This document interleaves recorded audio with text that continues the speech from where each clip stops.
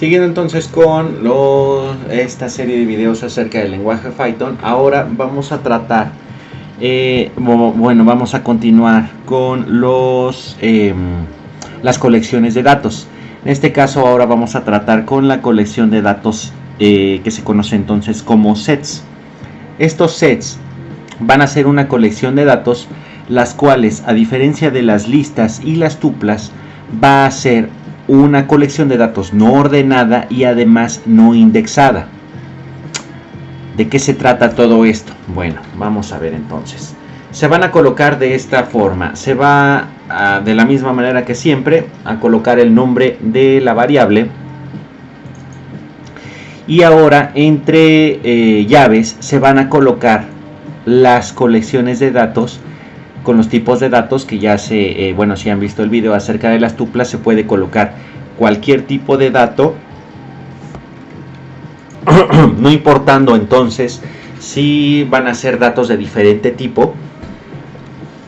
En este caso entonces vamos a colocar tanto cadenas de texto como valores enteros, ¿no? Todos ellos entre llaves que abren y cierran. Ahora, una parte interesante, para un spider, para este spider que tengo aquí, en ocasiones no se muestra en el explorador de variables ya este tipo de datos. Es cuestiones de cómo está programado el spider, quizá alguna actualización posterior, o quizá que ya esté dentro de las posibles actualizaciones que tenga el spider, ya se muestra entonces en el explorador de variables este tipo de datos, ¿no? Los sets. Muy bien, ahora viene algo bastante importante aquí. Si nosotros colocamos estos sets así, tanto en las listas como en las tuplas, esperaríamos observar los datos tal cual nosotros los colocamos. Sin embargo, en el caso de los sets no se va a asegurar la forma en la que se ordenan los datos, sino dado que este tipo de datos no tienen un índice, su acceso es un tanto más caótico. ¿A qué me refiero con eso? Bueno, si yo le coloco print este set, caray, yo coloqué los datos como manzana, banana y cereza. Yo esperaría entonces, si estoy colocando una lista, por ejemplo, que me lo dé de la misma forma. Sin embargo, cuando imprimo tal cual esta variable que es de tipo set, o este set, me empieza con banana, luego cereza o luego manzana. Ahora si pongo, por ejemplo, mi set números, me coloca entonces valores 1, 2, 4, 5, 8 y 9. 1, 9, 4, 2, 5 y 8. Caray. Sin embargo, aquí viene algo bastante interesante. Parecería que no está ordenado, o que de manera aleatoria pues se genera, ¿no? Pero Python lo que hace de manera interna, y es un truco adicional, va a ordenar de menor a mayor, ya sea en el número o en el caso de las letras, comenzando entonces de manera alfabética, los datos que se vayan iniciando, que se vayan colocando aquí. Entonces no me importa cómo lo vaya yo colocando, el compilador, o bueno, el intérprete de Python más bien, lo que va a hacer es guardar estos datos en memoria de manera ordenada. Entonces no es tan caótico como parecería, sino que está mucho más ordenado que en el caso de las listas. Sin embargo, uno esperaría, o lo que se espera en general, es de que los datos aparezcan, o bueno, se impriman o se guarden en memoria, que es casi técnicamente lo mismo lo que estoy diciendo, de manera en la que uno los va ingresando. Sin embargo, entonces los sets van a colocarlos de manera ordenada. Por supuesto, se pueden recorrer con un for. Ahí está, tal cual está aquí. También se puede preguntar si existe ese elemento. Vamos a ponerle así: bananas está en este set. Ahí, me movió para acá. No muestra nada, no está en el set. Sin embargo, si yo le doy banana, banana está en este set. De la misma forma entonces que las tuplas, no es posible cambiar los elementos de un set, pero sí añadir nuevos. Entonces, por ejemplo, yo no puedo hacer este set en valor de 1 igual a Lychee. Bueno, en primer lugar no estoy colocando bien este set, ¿no? Le estoy poniendo set. Tal cual, si lo intento hacer así me va a decir que el objeto set no soporta entonces la asignación de ítems de la misma forma que las tuplas. ¿Por qué razón? Porque no están indizados los valores. Si yo coloco esto así, me va a decir que el objeto set no puede ser entonces indizado de esta manera. No se puede, simple y sencillamente no se puede. Sin embargo, sí es posible entonces añadir datos adicionales, como en el caso de las listas. Entonces, los sets, a diferencia de las tuplas, sí pueden ser mutados. En el sentido, o más bien, no completamente mutados, sino que sí se puede ir añadiendo datos adicionales al set, utilizando de la misma manera como en el caso de las listas, en donde se ponía append, ahora colocando entonces la función add, ¿ok? Y entonces, si yo añado kiwi a este set, ahora lo va a colocar así.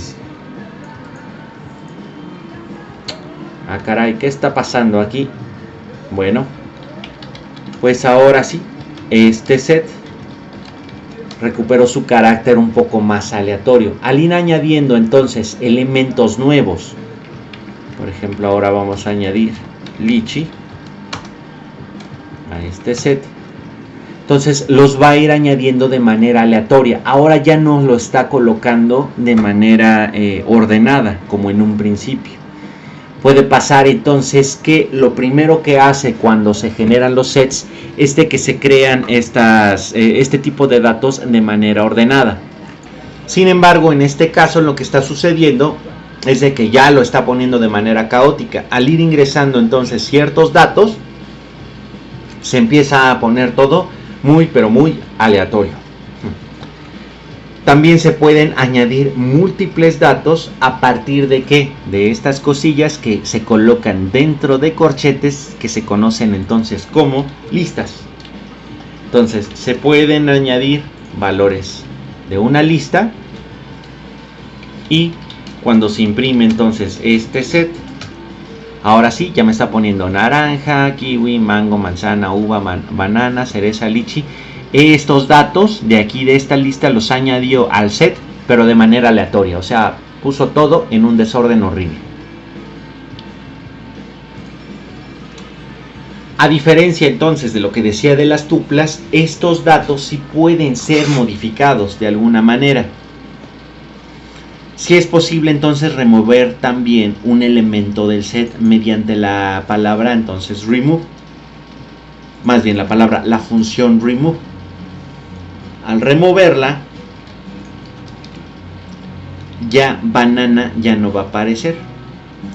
Y extrañamente entonces de esta forma en la que se colocó a este tipo de datos, pues ahora entonces se va a tener los datos, o más bien estos datos se van a movilizar para complementar entonces el valor que ya se fue, más bien fue extraído, ¿no?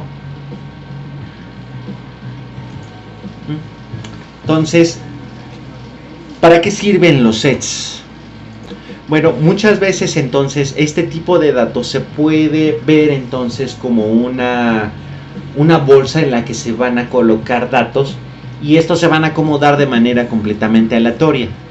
Sin embargo, entonces estos datos, quizá que no nos interese mucho el orden, pero sí tal cual están funcionando, puede ser utilizados entonces para desarrollar algunas operaciones matemáticas o matemáticas de estadístico de probabilidad, como la unión, la intersección, las diferencias simétricas, para hacer entonces operaciones que tengan que ver con conjuntos. Quizá el conjunto no nos interese que esté bien ordenado, no nos interesa realmente conocer los elementos uno por uno, como en el caso de las listas o las tuplas, sino todos esos elementos en conjunto para conocerlos. Entonces muy utilizado, entonces, como decía, de manera matemática para algunas cosas como probabilidad y estadística. Entonces, al tener este tipo de, podríamos llamarlo así como habilidad para realizar entonces estas operaciones, por supuesto que se puede hacer la unión de dos sets, en los cuales se puede utilizar la palabra union para generar entonces esto. Superset que se va a unir este set con mi set de números, y en el momento en que se colocan va a quedar así. Valores entonces, cadenas de caracteres y valores enteros. Ahora, ¿qué pasa? Cuando se está haciendo una unión, entonces se van a descartar todos los elementos repetidos. Entonces, de esa manera se puede realizar estas operaciones que decía de unión, o también se pueden hacer la operación de intersección. Por ejemplo, entonces aquí realizamos la intersección de datos, que serían entonces dos conjuntos. Esto es de manera muy matemática. Por ejemplo, vamos a tener el conjunto A y el conjunto B, que va a contener estos datos, y a partir de ahí entonces podemos hacer lo siguiente: A.intersection, vamos a hacer la intersección con B para mostrar A, ¿vale? Entonces, si ejecutamos esto, vamos a mover esta onda de aquí, creamos esto, vamos a, por ejemplo, mostrar el conjunto A, que sería entonces el set A. Que se podría entonces traducirse como conjunto. Si hacemos esto, vamos a hacer la intersección. Ahí, bueno, ahí me está mostrando algo de más. Voy a poner esto, intersection B. Vamos a ver entonces A intersección B. ¿Cuáles son los valores que están intersectados entre este conjunto A y este conjunto B? O este set A y este set B, estos dos valores. Por tanto, este set de datos se utiliza, tal como decía, para realizar entonces estas operaciones sobre conjuntos, ¿vale? Bueno, hasta aquí dejamos esto. Dejo también el enlace de este código junto con un enlace adicional para conocer cómo se manejan estos datos, ¿no?, de los sets.